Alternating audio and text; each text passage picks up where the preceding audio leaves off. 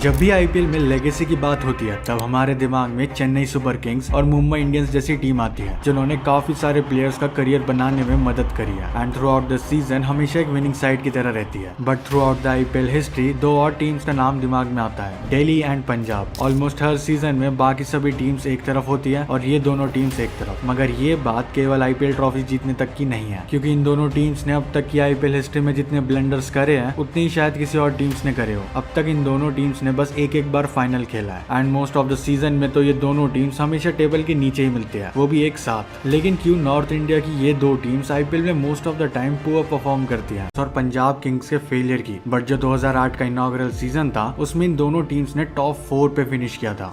सबसे पहले दिल्ली कैपिटल्स की बात करते हैं, जो कि उस टाइम पर दिल्ली डेयरडेविल्स थी। आईपीएल की शुरुआत से ही डीडी में बेकार प्लेयर्स बिल्कुल भी नहीं थे। इनफैक्ट उस टाइम पर दिल्ली की टीम यंग एंड काफी टैलेंटेड प्लेयर्स से भरी हुई थी। उनके पास कैप्टन के रूप में वीरेंद्र सहवाग थे और साथ में गौतम गंभीर एंड ग्लेन मैकग्राथ उनके मेन खिलाड़ियों में से एक थे और शायद इसी वजह से उन्होंने 4th स्पॉट अर्न किया था। हालांकि दिल्ली का सीजन काफी अच्छा गया मगर सेमीफाइनल में बहुत बड़ा ब्लंडर कर दिया। उनका सेमीफाइनल मैच राजस्थान रॉयल्स के खिलाफ था जिसमें दिल्ली की पूरी टीम 87 पर ऑल आउट हो गई एंड इवेंचुअली राजस्थान वो मैच जीतकर फाइनल में चली गई थी। ठीक दिल्ली डेयरडेविल्स की तरह पंजाब किंग्स यानी कि उस टाइम की किंग्स 11 पंजाब पे भी स्टार प्लेयर्स कम नहीं थे। युवराज सिंह से लेकर कुमार संगकारा मानो इस टीम के साथ सारे एस्पेक्ट्स के प्लेयर्स थे एंड सबसे बढ़िया बात ये थी कि उनके यंग टैलेंट शॉन मार्श बाकी सबसे काफी अच्छा परफॉर्म कर रहे थे, इतना कि उन्होंने 2008 में ऑरेंज कैप अपने नाम करी थी। पंजाब उस सीजन ग्रुप स्टेजेस में अनस्टॉपेबल लग रही थी एज उन्होंने टेबल पे टॉप भी फिनिश किया था। मगर टीम्स की किस्मत को कौन ही चेंज कर सकता है। जो टीम आईपीएल की फेवरेट्स नजर आ रही थी वो सेमीफाइनल में सीएसके से हार कर बाहर हो गई। उस सीजन में इन दोनों ही टीम्स का लक इतना खराब था कि बेस्ट स्क्वाड होने के बावजूद दोनों टीम सेमीफाइनल में ही बाहर हो गई और फाइनल तक नहीं जा सकी। अब 2008 में दोनों ही टीम्स ने सेमीफाइनल में आकर अपने अपने फैंस को डिसअपॉइंट कर दिया था। मगर जहां पंजाब का डाउनफॉल सेकंड सीजन से ही शुरू हो गया था वहां पे दिल्ली की टीम अभी भी अच्छा परफॉर्म कर रही थी। 2008 के फेलियर के बाद 2009 में दिल्ली डेविल्स शुरुआत से ही ग्रुप स्टेजेस में अच्छा परफॉर्म करती है। 2009 में उनके स्क्वाड में डेविड वार्नर और आशीष नेहरा जैसे प्लेयर्स शामिल हो गए थे जिसने इस टीम को पॉइंट्स टेबल के टॉप पे लाके खड़ा कर दिया। दिल्ली डेयरडेविल्स 14 में 10 जीत और 4 लूजेस के साथ नंबर 1 पर थी। मगर शायद इस टीम के नसीब में फाइनल खेलना लिखा ही नहीं था। एक बार फिर दिल्ली डेयरडेविल्स को सेमीफाइनल में डेकिन चार्जर्स से हार मिलती है। किसी ने भी एक्सपेक्ट नहीं करा था कि दिल्ली डेयरडेविल्स डेकिन चार्जर्स से हार जाएगी बिकॉज उस सीजन में दिल्ली डेयरडेविल्स काफी अलग फॉर्म में थी।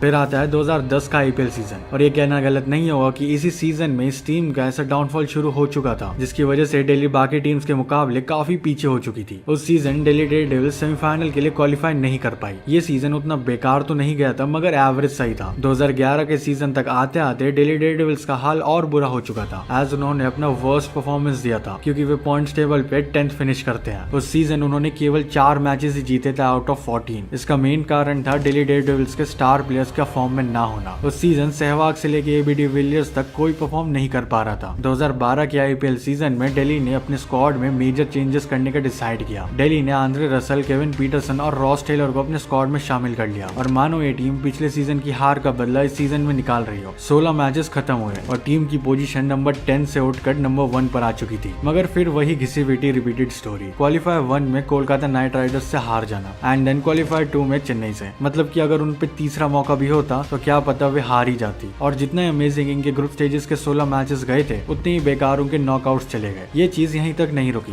दिल्ली के आगे के सीजन्स में इतना ज्यादा खराब परफॉर्मेंस रहा कि अब तक उनके फैंस भी उनसे उम्मीदें छोड़ चुके हैं। इफ दिल्ली डेयरडेविल्स के 2012 के नॉकआउट्स के ब्लंडर पे वीडियो चाहिए then comment down DD 2012। I'll try my best to upload this one as soon as possible। Then Delhi Daredevils ने साल 2013 में 9th, 2014 में 8th और 2015 में 7th पोजीशन पर फिनिश किया। पुराने प्लेयर्स भी टीम से जा चुके थे और जो बचे हुए प्लेयर्स थे वो कुछ खास परफॉर्म नहीं कर रहे थे। मगर इस फेज के दौरान किंग्स 11 पंजाब थोड़ी ठीक परफॉर्म कर रही थी जिसको हम आगे डिस्कस करेंगे। बट आखिर दिल्ली के इस डिक्लाइन के पीछे क्या रीजन था? 2013 के सीजन में दिल्ली डेयरडेविल्स के की प्लेयर्स फॉर्म से स्ट्रगल करते हुए नजर आ रहे थे। फॉर एग्जाम्पल मॉनी मॉकल। 2012 में पर्पल कैप जीतने वाले मॉनी मॉकल इस सीजन कुछ ज्यादा खास नहीं कर पा रहे थे। बैटिंग में भी जहां पे सहवाग और जयवर्धने का विकेट गिरता था वहीं पे पूरी टीम उनके पीछे ही चल पड़ती थी। और ये तो बस एक सीजन की बात थी। आगे के सीजन्स में टीम ने स्क्वाड के साथ इतने चेंजेस करे जिसकी कोई लिमिट ही नहीं थी। And the worst part was Delhi Daredevils के न्यू प्लेयर्स बिल्कुल भी परफॉर्म नहीं कर रहे थे, जिसकी वजह से टीम को ऐसे हाल देखने पड़ रहे थे। दिल्ली ने कैप्टनसी को लेकर भी उस टाइम में काफी चेंजेस किए। अगर हम सक्सेसफुल टीम्स की बात करें लाइक CSK, MI, KKR, तो इन सभी के पास ट्रॉफीज एक ही कैप्टन से आई थी, यानी कैप्टनसी की फ्रीक्वेंट शिफ्टिंग टीम के लिए बुरी होती है और दिल्ली डेयरडेविल्स में यही हो रहा था। 2012 में सहवाग, 2013 में महिला जयवर्धने, 2014 में केविन पीटरसन और 2015 में JP डोमिनिको इन्होंने कैप्टन बनाया। मतलब हर सीजन में एक नया कैप्टन, मगर कहानी वही सेम। अगर हम इसमें वीरेंद्र सहवाग को हटा दे जो कि दिल्ली डेयरडेविल्स को 2012 में नंबर 1 लेके गए थे, तो बाकी के सभी कैप्टन ओवरसीज ही थे एंड कुछ ज्यादा खास नहीं कर पाए थे। और उस वक्त तक केवल Shane Warne and Adam Gilchrist ही 2 ओवरसीज खिलाड़ी थे जिन्होंने IPL title as a captain जीता हो। अब बात करते हैं पंजाब की। 2011 से 2013 तक पंजाब ने भी सेटबैक्स एंड डिसअपॉइंटमेंट फेस करी, मगर 2014 में किंग्स 11 पंजाब ने सभी क्रिटिसिज्म को पीछे छोड़कर अपने IPL हिस्ट्री का बेस्ट सीजन खेला। विदाउट एनी डाउट ये अब तक का किंग्स 11 पंजाब का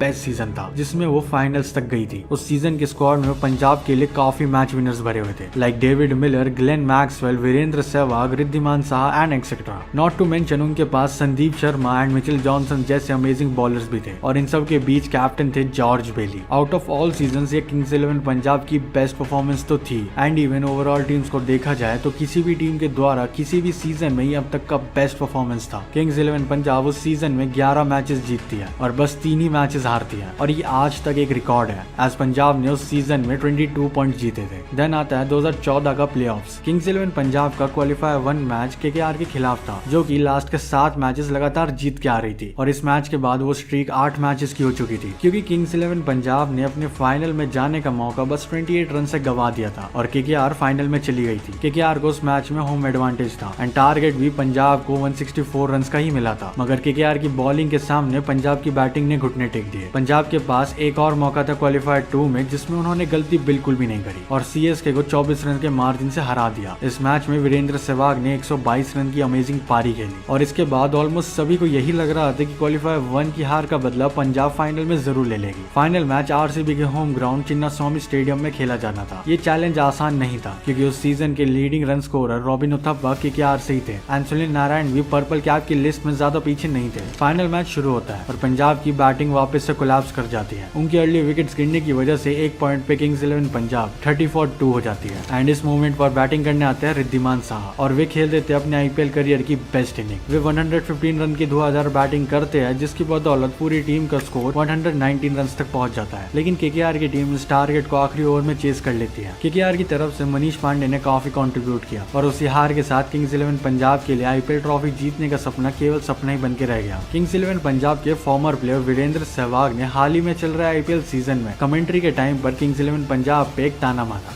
जब मैं पंजाब में गया तब मेरा स्ट्राइक रेट कम हो गया। वो कहते हैं ना, जैसी संगत वैसा बिहेव करते हो, तो वहाँ की संगति वैसी ही थी। जीतते थे नहीं, खेलते अच्छा थे नहीं, तो मेरा गेम और थोड़ा खराब हो गया। लेकिन आखिर ऐसा क्या गलत हो रहा है पंजाब की टीम में कि वे 2014 के बाद अब तक एक भी बार प्लेऑफ्स के लिए क्वालिफाई नहीं कर पाए हैं।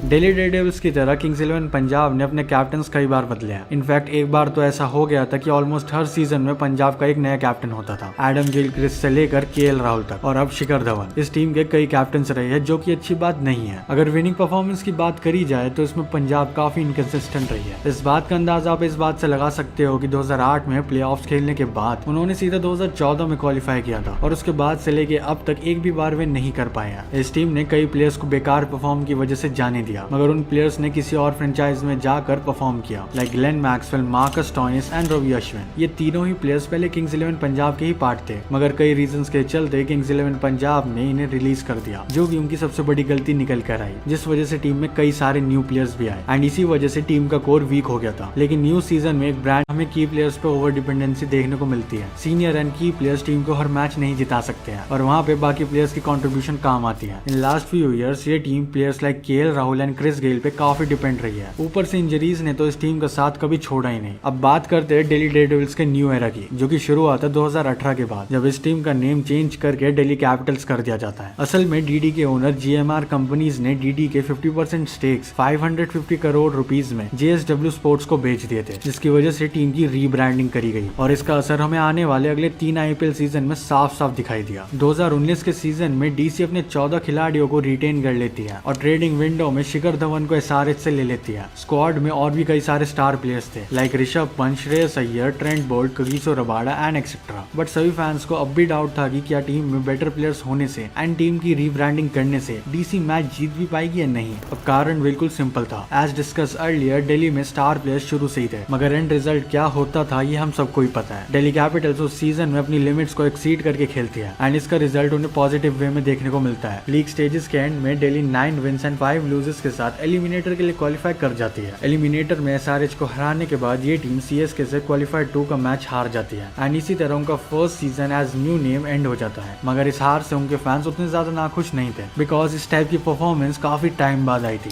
2020 के सीजन आते आते दिल्ली कैपिटल्स और स्ट्रॉन्ग हो चुकी थी और शायद इसी वजह से उन्होंने टेबल पे सेकंड फिनिश किया था। उस सीजन में अगर कोई इनविंसिबल मुंबई इंडियंस को टक्कर दे रही थी वो थी दिल्ली कैपिटल्स। इतना की दिल्ली कैपिटल्स उस सीजन में फाइनल में भी खेली थी मगर उन्हें MI से हार का सामना करना पड़ा। दिल्ली की तरफ से शिखर धवन एंड पृथ्वी शॉ की जोड़ी सबसे ज्यादा कंट्रीब्यूट कर रही थी। 2021 में भी DC ने टेबल पे टॉप फिनिश किया था लेकिन इस बार भी IPL ट्रॉफी उनके पास ना आ सकी। देन जिसका डर था वही हुआ। दिल्ली कैपिटल्स का decline for the same reason शुरू हो गया। 2022 में 5th पोजीशन एंड 2023 में 9th फिनिश किया। इस सडन डाउनफॉल का कारण वही पहले वाले रीजंस थे। नॉकआउट्स के फेलियर ने दिल्ली कैपिटल्स के मैनेजमेंट को कुछ कठोर डिसीजन लेने पे मजबूर किया जिसकी वजह से DC का ये हाल हो गया। अब बात करते हैं पंजाब की न्यू एरा की। 2020 के सीजन के बाद दिल्ली कैपिटल्स की तरह इस टीम का नाम किंग्स 11 पंजाब से हटाकर पंजाब किंग्स रख दिया गया मगर नेम चेंज करके कुछ फर्क नहीं पड़ा क्योंकि एंड रिजल्ट्स वही थे। 2021 एंड 22 में 6th पोजीशन और 2023 में 8th पोजीशन। इस डाउनफॉल का कारण कहीं ना कहीं पंजाब किंग्स की मैनेजमेंट थी इंक्लूडिंग द कोचिंग स्टाफ क्योंकि प्लेयर्स तो अब भी बढ़िया ही थे बिल्कुल पहले की तरह। लेकिन इस टीम में कंसिस्टेंसी ना होने के कारण ये टीम 2014 के बाद कभी प्लेऑफ्स में क्वालिफाई कर ही नहीं पाई। अगर हम दिल्ली कैपिटल्स की बात करें तो डेविड वार्नर के अलावा किसी भी प्लेयर ने ज्यादा कंट्रीब्यूट नहीं किया और साथ में पृथ्वी शॉ के फेलियर ने टीम को काफी भारी नुकसान दिया। अगर हम दोनों ही टीम्स की बैटिंग के बारे में बात करें तो हमें कोई भी कंसिस्टेंट मिडिल ऑर्डर बैट्समैन या ओपनर देखने को नहीं मिलता है। हालांकि एक बार को हम देख सकते हैं कि डेविड वार्नर और पृथ्वी शॉ ने टीम के लिए काफी कुछ किया है जिन्होंने लंबे टाइम तक टीम को अच्छी शुरुआत दिलाने में मदद करी हो। एंड जब 2016 में SRH को IPL जिताने वाले वार्नर को कैप्टनसी दी गई थी दिल्ली कैपिटल्स की तो उनकी कैप्टनसी काफी क्वेश्चनेबल रही थी। For example field placement and अपने बॉलर्स को ढंग से यूज ना कर पाना एंड ये चीजें दिल्ली कैपिटल्स को 2021 और 2022 के सीजन में काफी महंगी पड़ी। ऑल से पहले दिल्ली कैपिटल्स के लिए श्रेयस अय्यर ने काफी अच्छी कैप्टनसी की थी। भले ही पंजाब और दिल्ली में कितने भी खिलाड़ी आए या जाए लेकिन हमेशा से इनमें ऑलराउंडर्स की कमी काफी रही है और इस बार भी कुछ ऐसा ही था जब दोनों टीम्स के स्क्वाड को मिलाकर केवल 6 ऑलराउंडर ही थे